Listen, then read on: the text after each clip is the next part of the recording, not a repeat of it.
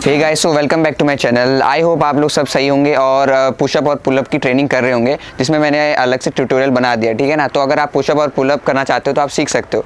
तो आज की जो इस वीडियो का टॉपिक है वो है how to do a handstand, ठीक है। तो हैंड स्टैंड एक बहुत ही बेसिक एक्सरसाइज है कैलिस्थेनिक्स की, जो हर कोई कर सकता है। उसमें सिर्फ आपकी शोल्डर की थोड़ी बहुत मोबिलिटी और थोड़ी बहुत शोल्डर की स्ट्रेंथ और कोर की स्ट्रेंथ चाहिए, ठीक है ना।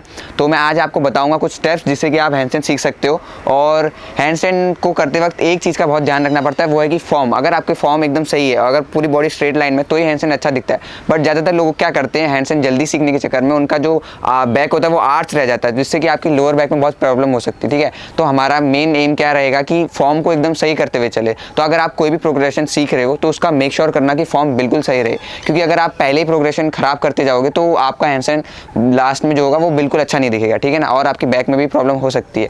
तो सबसे पहले रिक्वायरमेंट्स कुछ हैं। तो अगर आप नॉर्मल पुशअप कर लेते हो तो 10 से 25 तो आप हैंडस्टैंड सीख सकते हो, ठीक है ना। तो मैं कुछ प्रोग्रेशन बताने वाला हूँ जिनको आपको फॉलो करना है। तो सबसे पहला प्रोग्रेशन के लिए हम थोड़ी दूसरी लोकेशन में जाएंगे। सो आपको क्या चाहिए, बेसिकली एक वॉल चाहिए जिसमें आप सीख सको, ठीक है ना। बस इसकी एक रिक्वायरमेंट है, आपको वॉल चाहिए कहीं पे। सो थैंक यू, चलते हैं।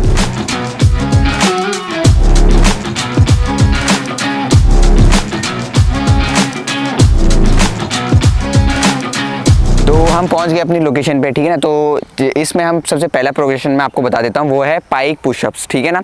तो पहले मैं करके दिखाऊंगा पाइक पुशअप्स होते कैसे हैं। आपको बस इसमें क्या करना है, अपना फॉर्म सही रखना है, ठीक है ना। तो सबसे पहले आपको ग्राउंड ढूंढ लेना है, ठीक है। आपकी हैंड की प्लेसमेंट कैसे रहेगी मैं वो बता देता हूँ। अपने हाथ को दोनों बराबर सेम लेवल पर रखना है और जितनी हो सके ग्रिप उतनी अच्छी, ठीक है। उसके बाद हल्का पाँव पीछे रख के उसको जितना हो सके एक्सटेंड करना है, ठीक है।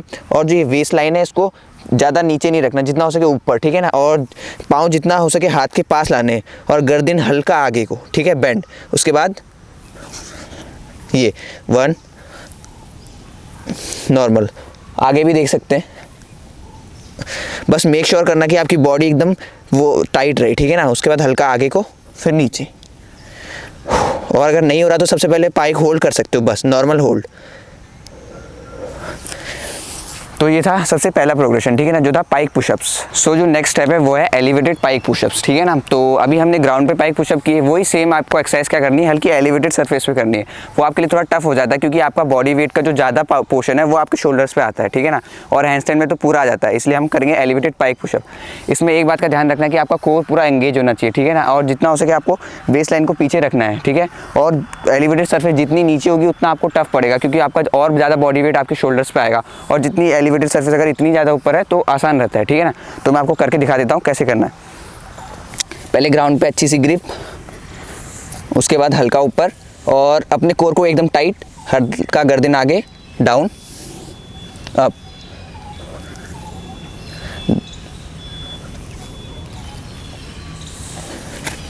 ठीक है ना।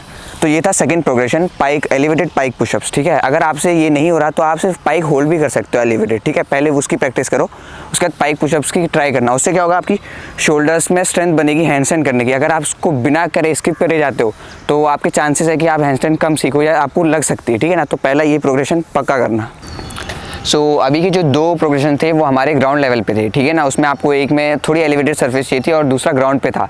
बट अब जो दो अगले प्रोग्रेशन होने वाले हैं हैंडस्टैंड के, उसके लिए हमें एक दीवार की जरूरत होगी, इसलिए हम ऊपर जा रहे हैं, ठीक है ना। तो वॉल पे क्या फ़ायदा रहता है आपको कि वॉल आपको असिस्ट कर देता है, क्योंकि अब हम जब हैंडस्टैंड करने जा रहे हैं तो हमारी पूरी बॉडी का वेट जो है अपने शोल्डर्स और रिस्ट पे आता है, ठीक है। तो अब अगर आप डायरेक्ट हैंडस्टैंड की प्रैक्टिस करते हैं तो उससे आपके रिस्ट में इंजरीज के चांस ज़्यादा होते हैं। तो पहले आपको एक दीवार ढूंढ लेनी है, उसकी मदद से, उसकी हेल्प से करना है, ठीक है। और अपनी बॉडी पे वो आपको अगर मसल मेमोरी को पता चल जाएगा कि हाँ मेरा बॉडी का वेट कैसे संभालना है, तो आपको बहुत हेल्प होगी। तो ये जो दो प्रोग्रेशन है ये आपको पक्का करने हैं। और इन दोनों प्रोग्रेशन की जो सबसे मेन बात है कि इसमें आपको अपना फॉर्म सही रखना है। अगर आपकी वेस्ट लाइन अपने पूरी बॉडी के साथ एक लाइन पे होगी तो आपका हैंडस्टैंड सीधा रहेगा, ठीक है। यही दो प्रोग्रेशन जो है वो आपकी हैंडस्टैंड को डिफाइन करेंगे कि आपका हैंडस्टैंड आर्क रहेगा कि सीधा रहेगा, ठीक है। तो ये दोनों बहुत इंपॉर्टेंट प्रोग्रेशंस हैं।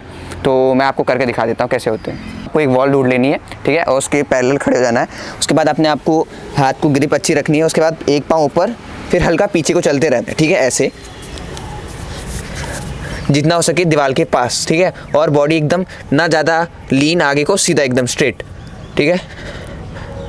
और फिर वापस नीचे। सो ये थर्ड प्रोग्रेशन था। इसमें आपको क्या मेन चीज़ का ध्यान रखना है, वो है कि आपकी जो वेस्ट लाइन है वो आपकी बॉडी की एकदम स्ट्रेट रहे, ठीक है। और आप जितना दीवार के पास जाओगे उतना अच्छा है आपकी बॉडी के लिए। पहले आप उतना पास नहीं जा पाओगे, ठीक है। तो पहले आपको 3-4 बार इसी के ट्राई करना है। सो जो फोर्थ प्रोग्रेशन है वो है हैंडस्टैंड किकअप्स ऑन अ वॉल, ठीक है ना।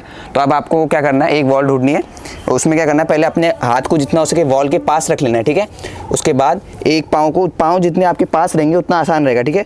और जो जिससे आपका पावरफुल लगेगा उससे आपको प्रेस पुश करना है, ठीक है। और जो स्ट्रेट रहना चाहिए, एकदम स्ट्रेट, और एक हल्का बेंड, हल्का आगे को देखना है ट्रायंगल बनाते हुए, और हल्का पुश करना है, बस।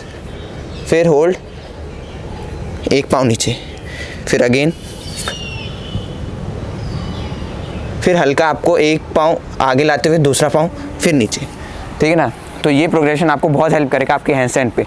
तो आपको जब ऊपर जाते हो तो ज़्यादा ज़ोर से भी पाँव नहीं फेंकना है और ज़्यादा हल्के से भी नहीं फेंकना है, ठीक है। वो आपको 1-2 बार में नहीं आएगा, जितना आप प्रैक्टिस करते जाओगे आपको पता चल जाएगा कि आपको किस फोर्स से अपना पाँव को फेंकना है, ठीक है ना। तो ये सारे प्रोग्रेशंस थे 4 जो आप अपने हैंडस्टैंड अगर सीखना चाहते हो तो आपको इनको ज़रूर करना है, ठीक है।